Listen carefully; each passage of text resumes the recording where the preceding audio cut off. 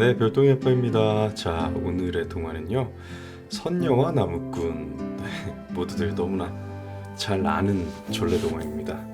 어, 너무 잘 아는 건 나중에 읽어야지 하고 좀 이렇게 미뤄두다 보니까 네, 뒤에 갈수록 되게 모두가 알 법한 그런 동화들이 좀 남은 것 같아요. 이제 몇 권 안 남았습니다. 새로운 동화 세트도 또 준비되어 있으니까 계속 기다려 주시면 될 것 같아요. 자, 자업자득, 그쵸? 뭐 모르시는 분들도 있을 테니까 내용을 한번 들어가 볼게요. 자, 시작합니다. 선녀와 나무꾼. 옛날 옛적 깊은 산속에 홀어머니를 모시고 사는 나무꾼 총각이 있었어요. 마음씨 착하고 인정도 많은 총각이었지만 나무를 팔아 겨우 하루하루 먹고 사는 형편이다 보니 장가될 생각은 꿈에도 하지 못했죠. 그러던 어느 날 나무꾼이 산에서 나무를 하고 있었어요. 오늘은 이걸 팔아 어머니께 생선을 구워드려야지. 이런 생각을 하며 도끼 쥔 손에 힘을 주는 참인데 노루 한 마리가 공중공중 뛰어왔어요. 저 좀 숨겨주세요. 사냥꾼이 저를 잡으러 와요. 바들바들 떠는 노루를 보자 나무꾼은 불쌍한 마음이 들었어요. 그래서 지게 뒤에 얼른 노루를 숨겨주었죠. 잠시 후 땀을 줄줄 흘리며 나타난 사냥꾼이 나무꾼에게 물었어요. 여보시게, 이 앞으로 노루 한 마리 지나가지 않았소? 아까 뭔가 이 앞을 휙 지나가긴 했는데 그게 저쪽으로. 그러자 사냥꾼은 나무꾼이 가리키는 쪽으로 뛰어갔어요. 사냥꾼이 사라지자 노루는 그제야 안심하며 말했어요. 고맙습니다. 이 은혜는 꼭 갚겠습니다. 저에게 소원 한 가지를 말씀해 보세요. 나야 섹시어도 장가가는 게 소원이지. 그럼 오늘 보름달이 뜨면 저기 연못으로 꼭 오세요. 꼭이요. 노루는 나무꾼에게 이렇게 당부를 하고 사라졌어요. 그날 밤 나무꾼은 노루가 일러준 연못으로 갔어요. 그곳에는 하얀 물보라 속에서 목욕하는 선녀들이 보였어요. 언제 왔는지 노루가 나무꾼에게 소곤거렸어요.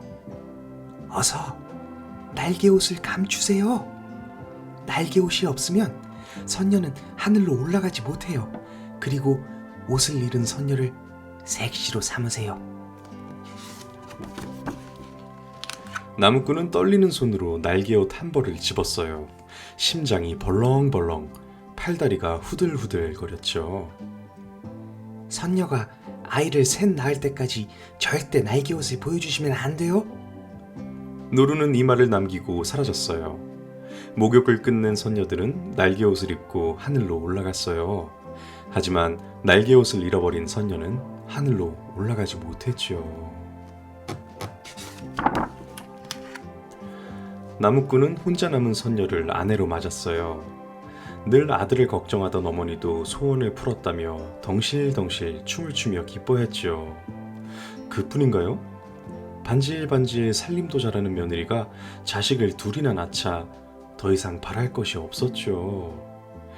나무꾼은 예쁜 색시와 재롱을 피우는 자식들이 있어 더없이 행복했어요.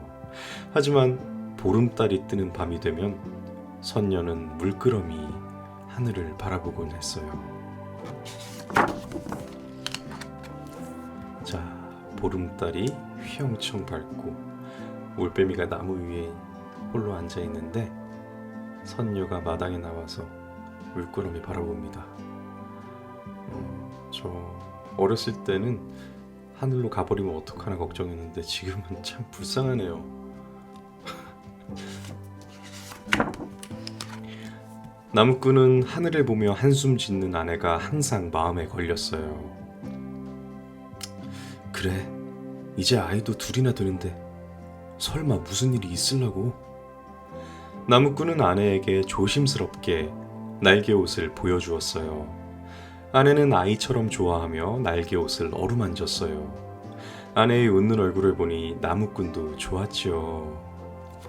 그런데 그날 밤 문득 잠에서 깬 나무꾼은 깜짝 놀랐어요.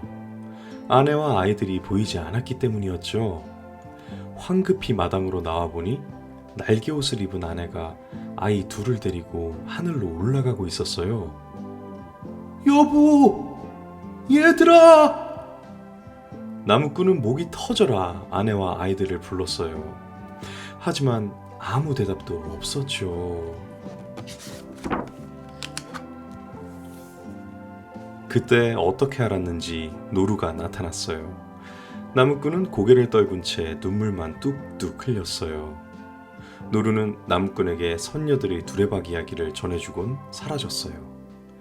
나무꾼은 노루가 일러준 대로 연못에 가서 선녀가 물을 깃는 두레박이 내려오기를 기다렸어요.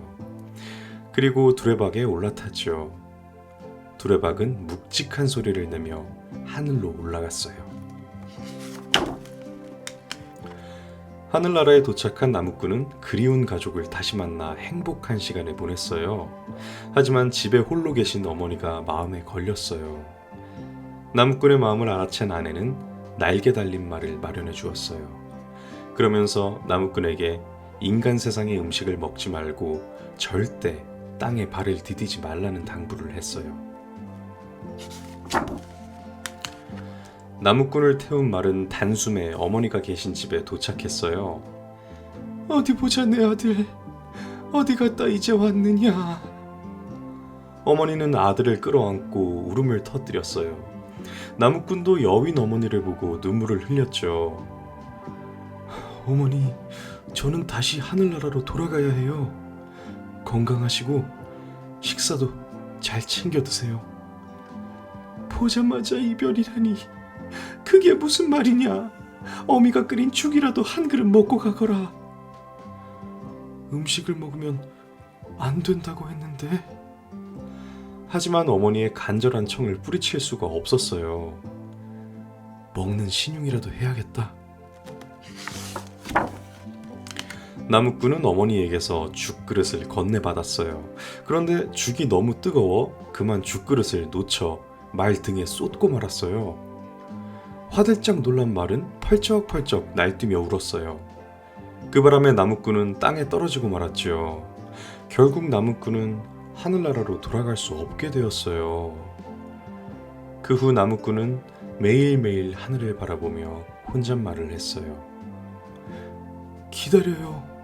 꼭 갈게요. 꼭이요. 꼭꼭.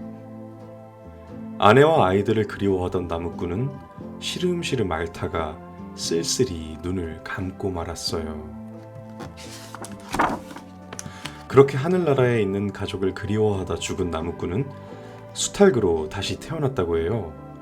밤마다 하늘을 향해 꼭이요 꼭꼭 하던 혼잣말은 꼭이요 꼭꼭 하는 달구름 소리로 바뀌었죠. 지금도 수탈기 하늘을 바라보며 긴 울음을 우는 건 이런 슬픈 사연 때문이랍니다. 자, 이야기가 이렇게 끝이 났습니다. 이거 저 선녀와 나무꾼 저도 당연히 아는 동화인데 이게 마지막에 수탈기랑 이렇게 이어지는지는 처음 알았습니다. 혹시 알고 계셨나요? 몇 분 안 계실 것 같아요. 제 생각에도. 혹시 별똥이 엄마는 알았나요? 몰랐습니다. 네, 그쵸? 그리고 이것도 참 어렸을 때는 노루를 숨겨주어서 뭐 사슴이라고 하기도 하고, 여튼 그렇게 사냥꾼으로부터 숨겨주어서 뭐 복을 받았나 보다 이렇게 단순하게 생각했는데 아무래도 어른이 되고 나니까 참 나쁜 동화네요. 나쁜 동화. 일단 그 사냥꾼도 가난한 가족을 먹여 살리기 위해서 나왔을 수도 있는데 일방적으로 그렇게 숨겨준 것도 그렇고 뭐 그거야 그렇다 치더라도 이거 납치죠 이거. 두레박 타고 올라갔을 때 이거 하늘에서 가만히 놔둔 게 참 신기합니다. 그래도 결혼하고 되게 잘해줬나 봐요. 참 진짜 나무꾼이 1000벌을 받아도 몇 벌을 받아야 될 것 같은데 수탈구로 다시 태어난 거는 아마 나무꾼의 업보인 것 같습니다. 교훈을 좀 표현하고 싶은데 딱히 못하겠어요. 네, 그러고 싶은 마음이 안 생겨요. 여러분 이게 억지로 사랑을 쟁취해서는 안 됩니다. 그것은 사랑이 아니에요. 자, 오늘 96번째 동화 전래동화 선녀와 나무꾼이었습니다.